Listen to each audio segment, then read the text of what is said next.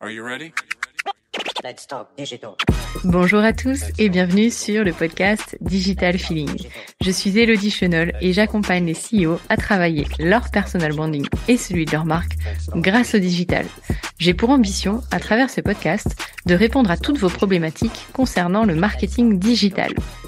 Pour cela, si vous avez une question, rien de plus simple, vous m'envoyez un message sur LinkedIn en privé et j'y réponds lors d'un épisode. Les questions peuvent tourner autour du personal branding, du B2B, de la plateforme LinkedIn, mais aussi des autres réseaux sociaux, de toutes les problématiques que vous pourriez avoir concernant votre stratégie d'entrepreneur et comment améliorer votre visibilité et surtout générer plus de ventes. Si je n'ai pas la réponse à votre question, j'irai chercher pour vous les experts du domaine pour vous produire un épisode qui répondra à cette fameuse question. Bonne écoute! Bonjour à tous et bienvenue dans ce nouvel épisode de Digital Feeling. Aujourd'hui, j'avais envie de vous parler d'un sujet qui vous fait perdre pas mal de temps. LinkedIn, pourquoi il vous fait perdre du temps? Parce que déjà, c'est chronophage d'aller sur les réseaux sociaux, on va pas se mentir, on peut mettre en place des méthodes, on peut automatiser plein de choses. Néanmoins, il y a un moment, on ne peut pas éviter de passer du temps sur la plateforme. Et c'est une question qui revient souvent mes clients me disent « Non mais attends, moi je veux gagner en visibilité. Ok, je veux faire grandir mon audience et je veux plein d'abonnés. Je veux générer des leads. » Alors, c'est des objectifs qui sont différents et qu'on va traiter avec une stratégie qui sera différente. Bien sûr, on peut avoir un objectif principal et ensuite on aura des objectifs secondaires. Néanmoins, on ne peut pas livrer toutes les batailles en même temps. Alors, j'ai fait un post un petit peu coup de gueule sur LinkedIn en disant voilà, je vous donne la recette, comment avoir 10 000 abonnés en un mois, je crois, ou en 3 semaines, je sais plus, parce qu'en fait, il y a des méthodes qui existent pour avoir très vite une grosse communauté. Est-ce que c'est ce qu'il faut faire? Non. Est-ce que c'est ce que je vous recommande? Non. Et pour éviter de perdre du temps, je voulais vous donner quelques conseils. Parce qu'en fait, j'ai jamais aucun de mes clients qui est venu me voir en me disant « J'aimerais bien augmenter l'engagement de ma communauté ».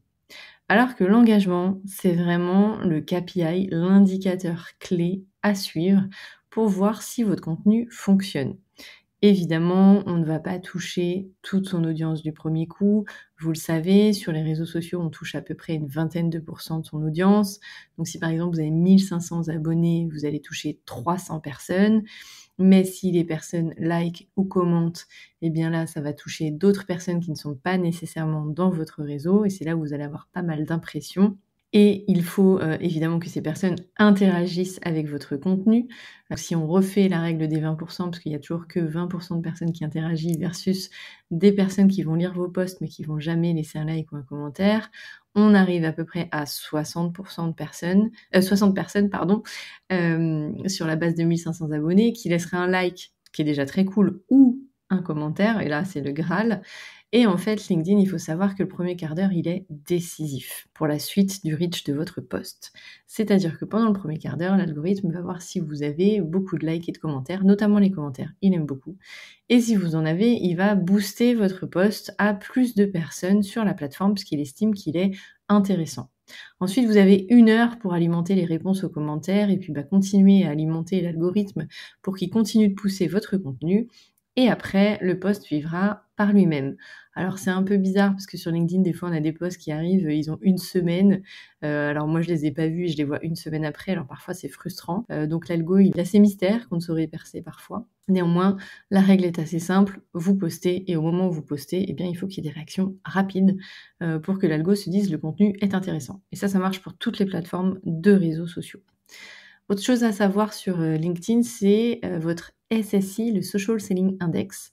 En fait, c'est votre score sur LinkedIn. Donc, vous pouvez, en tapant Social Selling Index LinkedIn, vous aurez votre score. Et si celui-ci est supérieur à 70, vous allez toucher encore une plus grande partie de votre réseau. Si il est inférieur à ce chiffre, vous allez toucher moins de personnes. L'avantage du SSI, c'est qu'il vous donne les indications de ce qu'il faut faire pour l'augmenter. Donc généralement, c'est interagir plus, ajouter plus de personnes dans votre réseau, etc. Ensuite, la présentation. La présentation sur votre profil LinkedIn. C'est un peu un bug parce que en une phrase, on doit se présenter et c'est pas toujours évident. Alors parfois on est salarié, c'est chef de projet sur ça, ou responsable sur ci, ça. Et ça peut être un petit peu plus facile que quand on est entrepreneur. Alors les entrepreneurs, il y a eu la grande tendance de je suis là pour solutionner tel problème. Il y a une autre tendance où c'était les magiciens de quelque chose. Enfin voilà, toujours une extrapolation assez intéressante d'ailleurs. Mais ce qu'il faut, c'est que la personne qui voit votre profil LinkedIn sache quel est votre job et ce que vous pouvez généralement lui apporter. Donc il faut faire l'exercice de se présenter en une phrase. Alors moi je le fais souvent avec mes clients et j'en ai déjà parlé, mais c'est vrai que c'est souvent là où ça bug parce que c'est pas simple de se présenter en une phrase. Il faut que la phrase elle soit assez explicite pour que tout de suite je puisse me projeter en tant que client avec ce qu'on peut faire ensemble, ce que tu peux m'apporter. Et ça nécessite aussi du coup d'avoir un positionnement clair. Et c'est là où le bas blesse, c'est que avoir un positionnement clair, c'est pas si simple que ça. Souvent, on se lance avec une offre particulière, on pense que c'est clair, on a des clients, donc on est OK, et on se rend compte qu'avec le temps, on a rajouté une brique, et puis une autre, et puis peut-être autre chose, et finalement, le positionnement n'est peut-être plus aussi clair que ce qu'il aurait dû être. Donc c'est important de faire cet exercice, une fois de temps en temps, voilà, je me présente en une phrase, je suis à un cocktail, ou le pitch elevator, appelez-le comme vous voulez, mais en une phrase, qu'est-ce que je fais ? Et est-ce que c'est compréhensible par la personne qui reçoit l'information ? Ensuite, LinkedIn, c'est pas la plateforme où tout va se dérouler pour vous. Je vous apprends rien, vous avez un métier, et LinkedIn, c'est un formidable levier, évidemment, pour trouver des prospects. Mais c'est pas là où tout va se passer. Parce que LinkedIn, en fait, c'est une plateforme de réassurance. C'est-à-dire que soit je suis vos posts et je trouve ça cool, et puis je commence à comprendre que vous êtes expert dans un domaine, que vous partagez une veille, je commence à connaître la personne et à être rassurée sur ses compétences, mais je vais pouvoir aller rechercher sur un site internet ou ailleurs si je retrouve cette personne. Donc c'est vraiment pour que votre prospect se dise « Ok, c'est bien la bonne personne, c'est bien avec elle que j'ai envie de travailler ». Mais c'est pas là-dessus que vous allez faire toutes vos stratégies, évidemment. Ensuite, à travers vos posts que vous allez rédiger sur la plateforme, vous allez véhiculer votre vision du métier, de votre métier, votre expertise et vos valeurs. Et c'est là où on commence à créer une relation, puisque si le prospect se reconnaît dans vos valeurs, eh bien c'est là où il va vouloir faire appel à vous pour travailler. Alors, avoir un positionnement clair, c'est quoi ? On peut répondre à ces quelques questions et ça va vous permettre déjà de voir si votre positionnement est clair ou pas. Qu'avez-vous envie de faire souvent sans que ce soit lassant, répétitif et redondant ? Là, c'est si vous avez plusieurs cordes à votre arc et puis parfois on va creuser un sujet et puis après un autre, mais parfois on fait plein de choses et finalement il y a quelque chose qui nous plaît plus que d'autres. Donc ça permet de se poser aussi quelques instants sur qu'est-ce que j'aime faire, qu'est-ce que j'ai envie de faire et quand je le fais, je vois pas le temps passer. On dirait sa zone de génie, son ikigai, ce que vous voulez. Qu'est-ce qui vous fait vibrer ? Alors là, c'est encore différent. Il y a des choses que j'adore faire, peut-être, je vois pas le temps passer, mais il y a quelque chose vraiment, ça m'anime. Si je prends mon exemple, j'adore mon métier, le digital, c'est ma passion, l'IA, c'est devenu une passion aussi, et j'ai plongé dedans, et ça m'anime, et dès qu'on parle d'IA, j'ai envie d'y aller, j'ai envie d'aller à des conférences, j'ai envie de lire des livres, j'ai envie d'écouter des podcasts, vraiment, c'est quelque chose qui va m'emmener assez loin. Mais ça peut être aussi donner des conférences, toujours sur l'IA, mais donner des conférences, ou alors créer des podcasts, ou alors plutôt rédiger un livre. Il y a plein de différentes façons d'avoir quelque chose qui vous fait vibrer.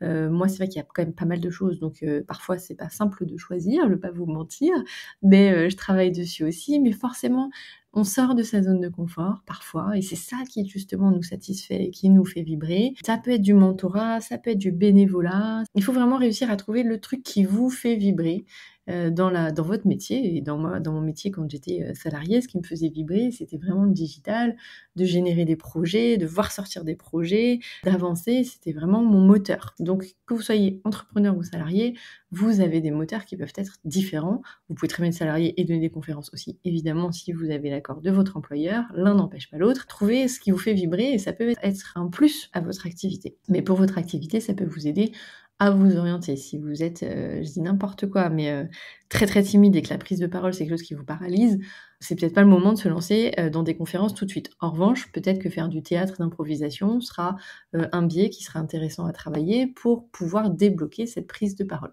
Ensuite, est-ce que vous résolvez un problème récurrent qui va aider vos clients? Là, on est clairement sur les entrepreneurs. En ce qui me concerne, moi, c'est la montée de compétences sur le digital et l'IA. Ça me booste, c'est le problème récurrent de mes clients. Et il y a beaucoup de personnes qui n'osent pas, en fait, exploiter les possibilités qu'offre LinkedIn dans leur communication, dans leur vente, qui n'utilisent peut-être pas assez LinkedIn pour l'employé advocacy dans l'entreprise.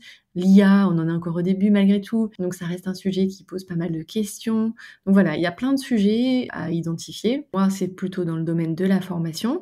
Donc quel domaine? Le marketing digital et l'intelligence artificielle. Ça va être sur l'acculturation aussi, sur l'IA, parce que parfois on a besoin de s'acculturer avant de plonger complètement dedans. Et donc il va falloir réfléchir aux problèmes récurrents que vous résolvez pour vos clients. Est-ce que c'est un problème dur? Alors ça, c'est plutôt pas mal. Si le problème il est dur, ça veut dire qu'il est douloureux, urgent et reconnu par votre cible. Ça veut dire que votre cible en a conscience. Et donc là, vous allez gagner énormément de temps sur conversion de ce prospect, parce que s'il n'a pas conscience qu'il a un problème, vous allez passer beaucoup de temps à faire de la pédagogie pour qu'il réalise qu'il a effectivement un problème à résoudre. Et donc, c'est beaucoup plus long. Donc, si le prospect a un problème dur, ça va aller d'autant plus vite et ça sera plus facile pour vous. Et enfin, qui est votre client idéal? Avec qui vous avez envie de travailler?